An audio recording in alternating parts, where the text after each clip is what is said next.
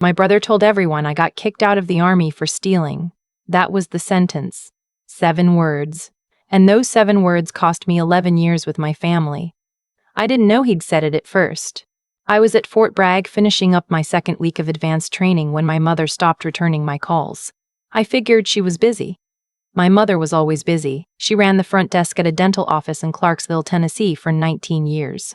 She kept a paper calendar on the refrigerator, penciled in everyone's appointments, everyone's birthdays. She was not the kind of woman who forgot to call her daughter back. By the 3rd week of silence, I knew something was wrong.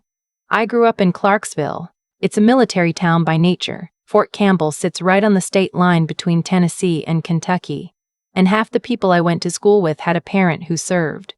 My father spent 22 years in the Army before a back injury retired him early.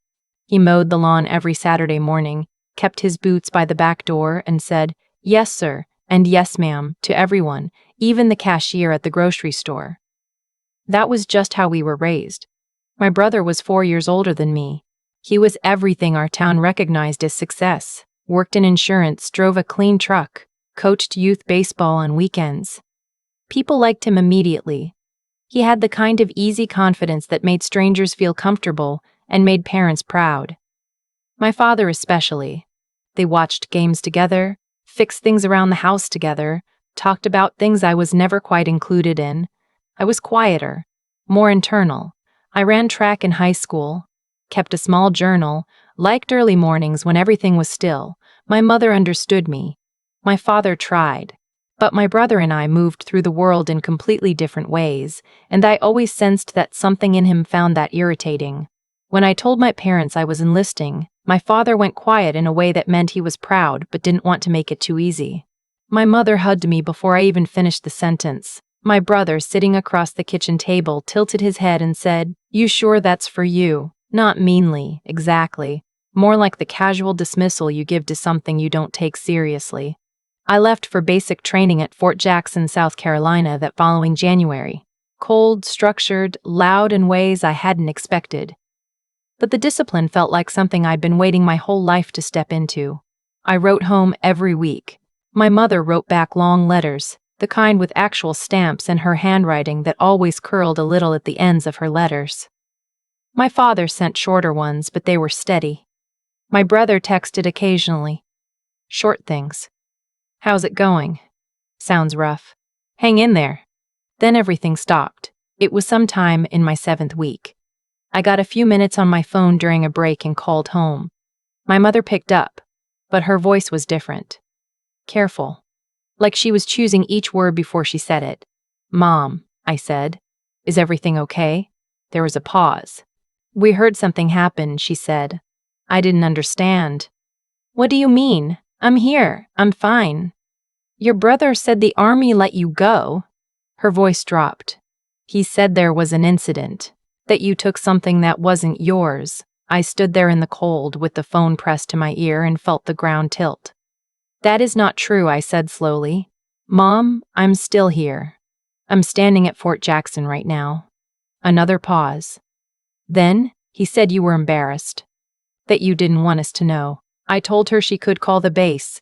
I told her she could call my commanding officer. I gave her names, numbers, anything I could think of. She listened, but there was something in her silence that told me she had already made a decision. Not out of cruelty. My mother wasn't cruel, but my brother had gotten there first, and in our family that carried weight. "Just give us some time," she said. And then she was gone. I stood there for a long moment before I put the phone away. I was 23 years old and standing on a base 1,000 miles from home, and the people who raised me had just decided I was a thief. When I got leave about 4 months later, I drove the 9 hours to Clarksville without stopping except for gas. I knew every turn of that drive, every exit sign, the way the Tennessee hills flatten out as you get closer to the city. I pulled into the driveway just before noon. The house looked the same. Beige siding, a wind chime on the porch my mother had bought at a churchcraft fair. My father's truck parked at the same angle it always was. My mother answered the door. She looked at me like I was a version of myself she hadn't expected to see again. "Mia," she said softly. "Mom."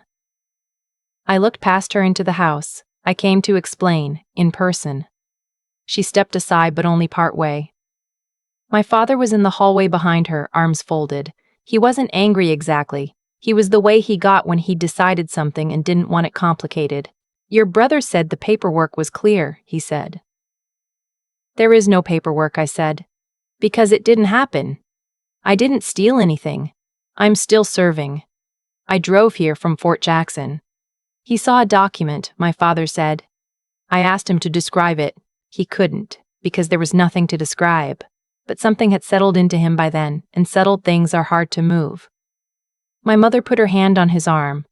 We need some time to sort through this, she said. I looked at her. What exactly is there to sort through? Either you believe me or you believe him. She didn't answer. I drove back to base that night. 9 hours again. Radio off the whole way. I spent the first year after that waiting for the phone to ring. I kept my phone charged, kept the volume up, checked it before bed every single night. By the second year, I stopped checking before bed. By the third, I had stopped expecting it entirely. But I kept sending Christmas cards. It felt important in a way I couldn't fully explain. Not for them. For me. To prove to myself that I wasn't going to be the one who cut the cord. I sent one every December from whatever address I had that year. Fort Bragg, Germany, for a 14-month deployment. Back to Fort Bragg. Then later to a base in Washington State. I never knew if they arrived. In the meantime, the Army became my whole life in the best possible way. I worked in military intelligence, which sounds dramatic but mostly involves long hours of careful analysis, meticulous documentation, and the ability to stay calm when information is incomplete. I was good at it. My supervisor said I had a quality that was hard to teach: patience under uncertainty. The ability to sit with what you didn't know yet without falling apart. I thought about that sometimes and laughed to myself. About 6 years into my service, I met someone. His name was Daniel. He was an Army medic with a quiet sense of humor and the steadiest hands I had ever seen. We met during a training exercise in Colorado that had gone sideways due to weather, and the two of us ended up sharing a tarp and terrible coffee while we waited out the storm. He told me about growing up in rural Oregon. I told him almost nothing about my family. He didn't push. That was one of the first things I loved about him. We dated for 2 years across deployments and schedule changes and all the distance that military life builds into every relationship. Then we got married in a small ceremony in Colorado Springs, a chapel near the base, 12 people, his parents flying in from Oregon. I mailed an invitation to Clarksville 6 weeks in advance. No response. No RSVP. No call. But Daniel stood across from me and said, "I'm not going anywhere," and that was the thing I needed to hear more than any other sentence in the world. 2 years after that, our son was born. We named him Theo. He had Daniel's calm eyes and my stubborn jaw, and holding him for the first time rearranged everything inside me. I thought about what it would mean for him to grow up not knowing his grandparents. About what had been taken from him before he ever had a chance to choose. I wrote a letter to my parents and included a photograph. Theo, 2 weeks old, wrapped in a blue blanket, looking profoundly unimpressed with the world. I wrote, "You have a grandson. I would very much like him to know you." 6 months passed. No reply. I filed it away. Put it in the same mental drawer where I kept the other things I couldn't fix. Kept working, kept moving, kept raising Theo with Daniel in a house that smelled like coffee, and whatever project Theo had decided needed glue that week. By my 10th year in service, I had made staff sergeant and was working as an intelligence analyst attached to a joint operations unit based in Washington. The work was demanding in a specific way. You were always holding multiple threads at once, always aware that the picture you had was incomplete, that one missing piece could change the whole interpretation. I was good at sitting with that kind of uncertainty. I had had a lot of practice. Then one morning I was reviewing internal personnel files flagged for administrative review, and I saw a name that stopped me completely. My brother's name. He had enlisted 4 years after I did. I hadn't known. Hopewell might as well have been another country the last several years. But there it was, his name, his service branch, and the reason he was in my queue. Fraud. Not operational misconduct. Not a minor infraction. He had been submitting falsified expense reports through a vendor contract system, inflated invoices, approved reimbursements for services never rendered. The amounts were not small. The investigation had been running for 7 months. I sat with that file for a long time. I didn't feel vindicated exactly. I felt something quieter and harder to name, like watching a wave you saw forming years ago finally reach the shore. I reported my conflict of interest to my supervisor that afternoon. She was a level-headed major named Gail who had been in intelligence for 18 years and did not rattle easily. She looked at me across her desk when I explained the situation and said, "So the subject is your brother?" "Yes, ma'am." She was quiet for a moment. "The case is being escalated to an Article 32 hearing. There will be a formal review panel. Your name came up as a potential analyst because of your work with vendor contract documentation." I understood. I can recuse myself. She studied me carefully. "We'll assign someone else if that's what you want." She paused. "But your analysis is thorough, and the panel needs people who know this documentation type." She folded her hands. "Your call, Mia." I thought about it for exactly as long as it took me to understand what the right answer was. "I can do it," I said. "The work doesn't change because it's personal." She nodded once. "Your parents may be present at the hearing, as character witnesses for the defense." That landed differently than the rest. I hadn't seen my parents in 11 years. The week before the hearing, I did not sleep well. Not from anxiety exactly, more from the particular kind of hyper-awareness that comes when you know something significant is about to happen and you can't control any of it except your own preparation. Daniel noticed. He usually did.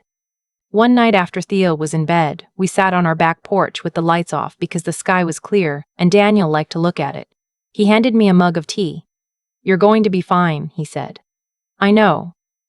"That's not really what you're worried about, is it?" It wasn't a question. I looked at the sky for a minute. "I don't know what I'm going to feel when I see them," I said honestly. "I've been preparing for the professional part. The other part I don't know how to prepare for." Daniel was quiet. Then he said, "Maybe you don't have to prepare for it. Maybe you just show up." That was one of the things about him. He could say the simple thing and have it be exactly right. The morning of the hearing, I was up at 5. Old habit.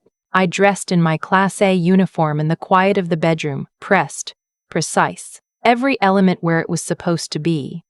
The rank on my collar, the service ribbons across the chest. 11 years of documented evidence. Theo wandered in, hair going 5 different directions, still half asleep. He looked at me in the uniform the way he always did, like it was both normal and impressive. He was 7 now, the age where everything was either deeply boring or the most interesting thing he'd ever seen, with nothing in between. "You look ready," he said. "Thank you, buddy." He saluted me, a loose theatrical salute that involved his whole body, and shuffled toward the kitchen. I stood there for a second after he left. Something about that loosened something in my chest. Daniel appeared in the doorway and looked at me. "You ready?" I took a slow breath. "Let's go." The hearing facility on base had the particular stillness that official military spaces always have. Not peaceful exactly, just precise. Polished floors, good lighting, the American flag in the corner, the raised platform for the presiding officer. I arrived early, set up my documentation at the analyst's table, reviewed my materials. When I finally turned to check the room, I wasn't looking for them specifically, but I found them immediately. My parents were sitting 3 rows back on the right side. My father's hair had gone fully gray.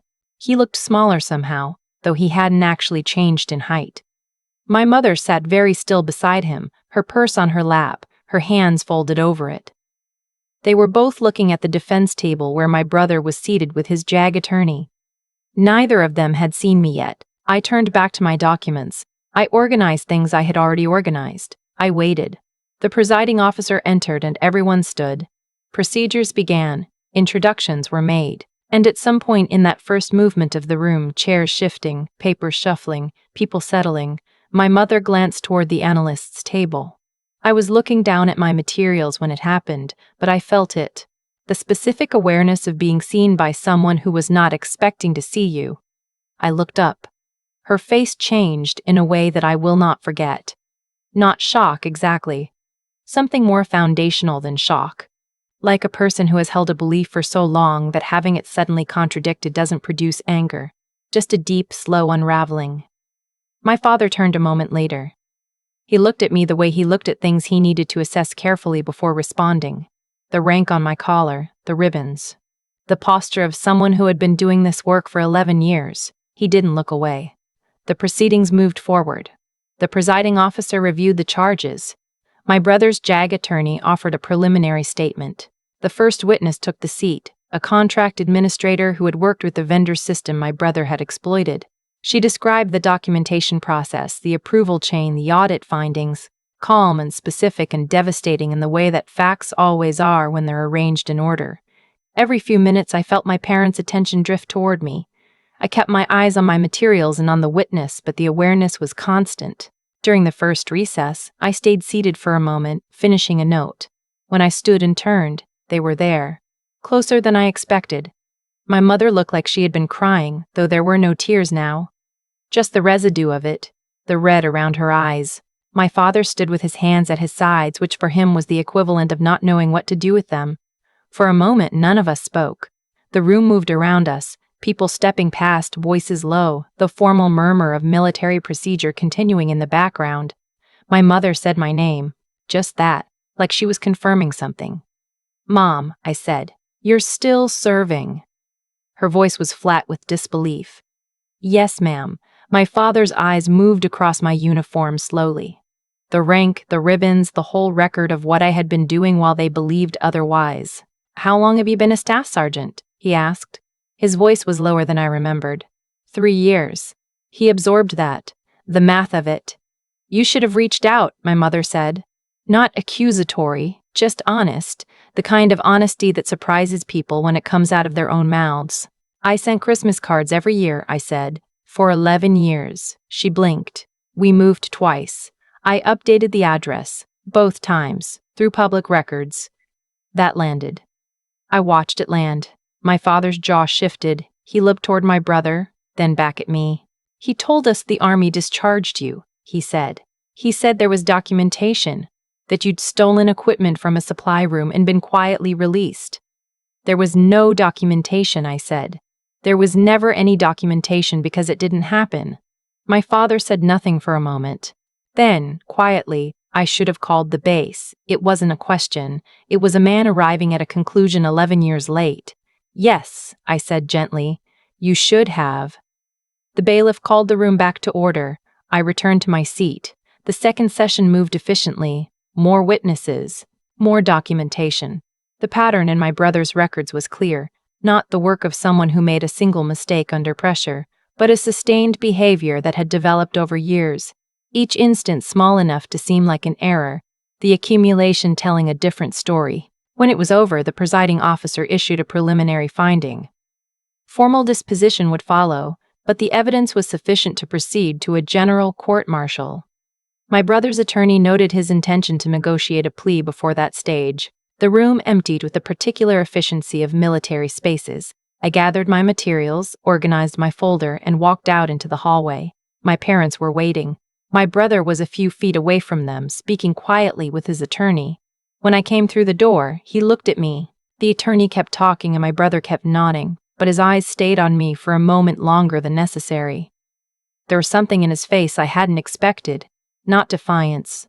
Not even guilt exactly. Something that looked more like relief. The specific relief of a person who has been holding up a heavy thing for a long time and finally put it down. My parents moved toward me. My mother spoke first. "We owe you an explanation," she said. Or, no. An apology. She shook her head slightly, like she was correcting herself in real time. A real one.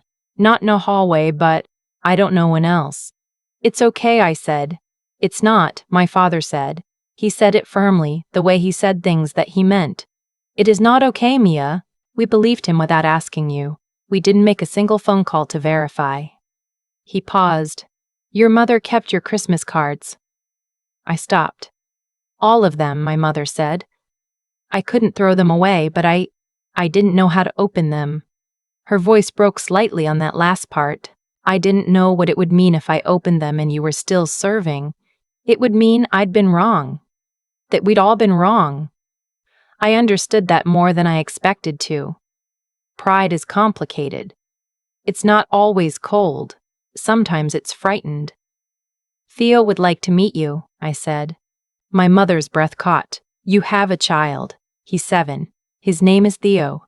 He has his father's patience and my tendency to argue about things I actually know nothing about.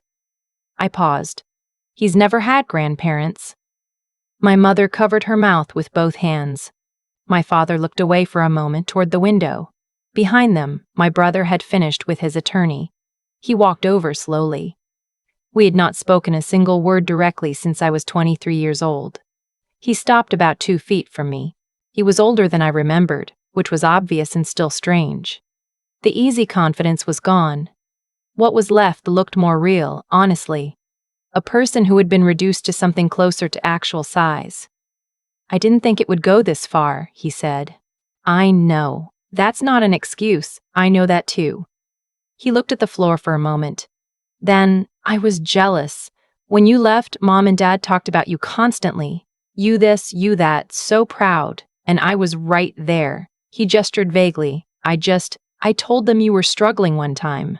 And then I kept having to maintain it. He rubbed the back of his neck. I told myself I'd fix it eventually. When you came home. When the timing was better. He shook his head. The timing just never got better. I had imagined this conversation many times over 11 years. In the versions I imagined, I said a great many things. Pointed things. Precise, painful, accurate things. Standing there, I said, I believe you. My mother made a small sound. My father put a hand on my brother's shoulder, not warmly. Not yet, but steadily. The way you steady something that might otherwise fall. 3 weeks later, on a Saturday afternoon in October, my parents drove up to Washington from Clarksville. 14 hours, my mother told me on the phone. They left at 5 in the morning. My father drove the whole way. I had told Theo they were coming. He received this information the way he received most information, with a brief, serious evaluation, followed by rapid acceptance. Will they like dogs? He asked. We don't have a dog. He was just establishing the parameters. When their car pulled into the driveway, I watched from the kitchen window. My father got out first, looked around at the yard, the house, with the same assessing expression he'd had my whole life. My mother got out on the passenger side and stood with her hand on the door for a moment, taking in the house, and I could see even from the window that she was working to hold herself together. Theo was out the door before I could say anything. He jogged across the grass in his socks. I had told him at least twice to put shoes on. He had agreed both times and still not done it, and stopped in front of them. He looked at my mother, then my father, then back to my mother. Hi, he said. I'm Theo. Are you the grandparents? My mother laughed. It came out sounding like a sob and a laugh at the same time, which is the sound of someone who has been holding something back for too long and can't quite manage it anymore. She crouched down to his level. Yes, she said. We are. Okay, Theo said, then apparently satisfied with the entire situation. Do you want to see my project? He had been building a model of the solar system out of styrofoam balls for the past 2 weeks. It had consumed the dining room table, a significant portion of the kitchen floor, and most of Daniel's patience. Theo grabbed my mother's hand and started toward the house without waiting for a response. My father stood in the driveway and watched them go. Then he turned to me. He looked older than he had in the courthouse, softer. The particular look of a person who has recently revised something fundamental about themselves and is still living with the revision. She's good, he said, nodding toward my mother. She is. He looked at me directly. You're good too, Mia. It wasn't an apology. It wasn't really enough to cover 11 years. But it was the first time in my adult life that he had looked at me and said something true about who I was, without caveats, without conditions. Just the simple acknowledgement of a person who had been assessed and found solid. Thank you, I said. We stood there for a moment in the driveway. Then he said, should we go see the solar system? We should, I said. He'll explain all of it to you, very slowly. My father almost smiled. Good, he said. I've got time. 6 months after the hearing, my brother accepted a plea agreement. Dishonorable discharge, repayment of the defrauded amount through a structured plan, no prison time. He moved back to Clarksville and started over. Quiet work, smaller life. I heard about it from my mother on one of our now regular Sunday phone calls. She'd started calling every week sometime in November, and I had started answering every time. My brother and I texted occasionally. Short things, at first. How are you? Heard Theo had a birthday. We weren't close and we might not ever be, not in the way siblings and functioning families are close. But there was something there that hadn't been before. The particular honesty that comes after everything false has already been said. At Christmas that year, I sent no card to Clarksville. My parents were at the table with us. My mother brought her sweet potato casserole recipe and Theo declared it the best thing he had ever eaten, which made Daniel quietly jealous because he had made the same casserole twice and received moderate reviews at best. My father helped Theo finish the solar system, Pluto, which Theo had very strong opinions about, and they sat together at the dining room table for 2 hours working on something neither of them could explain entirely. At some point in the evening, I was washing dishes and my mother came and stood beside me and picked up the drying towel without being asked.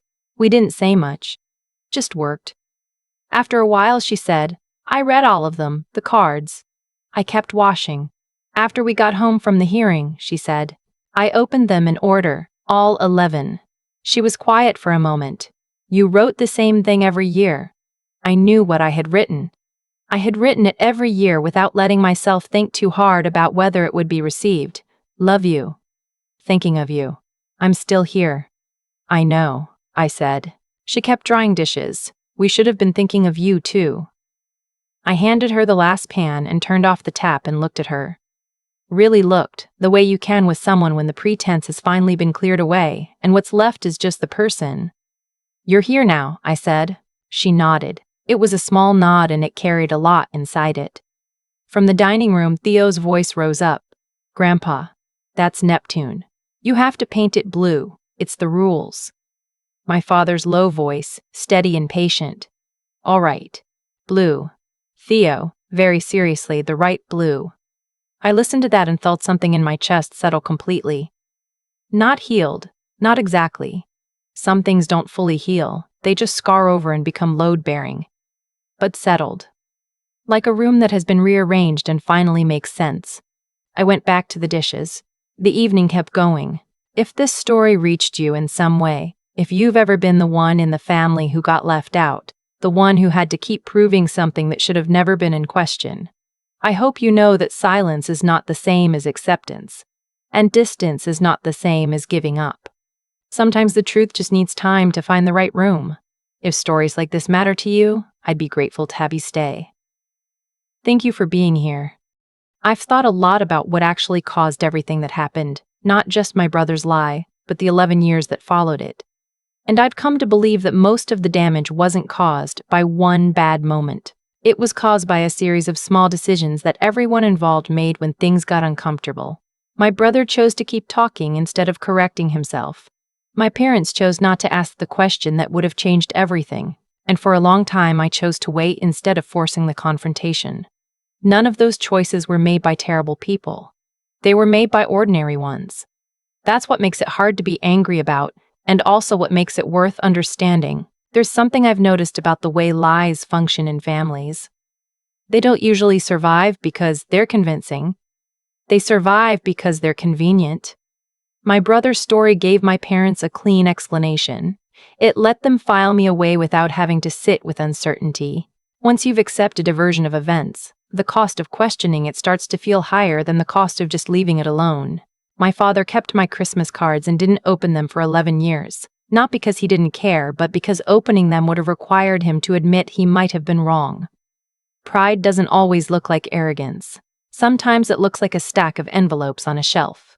What I know now, what took me a long time and a lot of quiet to understand, is that integrity is not something you perform in the big moments. It's something you maintain in the small ones, the ones where no one is watching and there's no immediate cost to cutting corners. My brother didn't start out intending to destroy something. He made one careless claim and then spent years protecting it. That's how most damage actually works. Not a single act of malice, but an accumulation of small evasions, each one a little easier to justify than the last, until the whole structure is too heavy to hold up. The thing about living honestly, and I don't mean perfectly, I mean with a consistent effort to face what's actually true, is that it's harder in the short term and significantly lighter over time. The years I spent building my career without my family's acknowledgement were hard. But I was never carrying a lie. I never had to remember which version of the story I'd told. There's a kind of freedom in that which I didn't fully appreciate until I watched what the opposite looked like in that courtroom.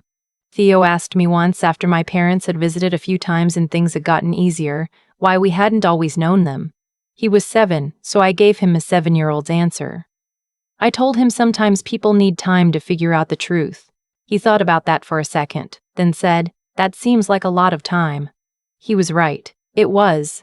But I've stopped measuring what we lost and started paying attention to what we have now. A dining room table that fits everyone.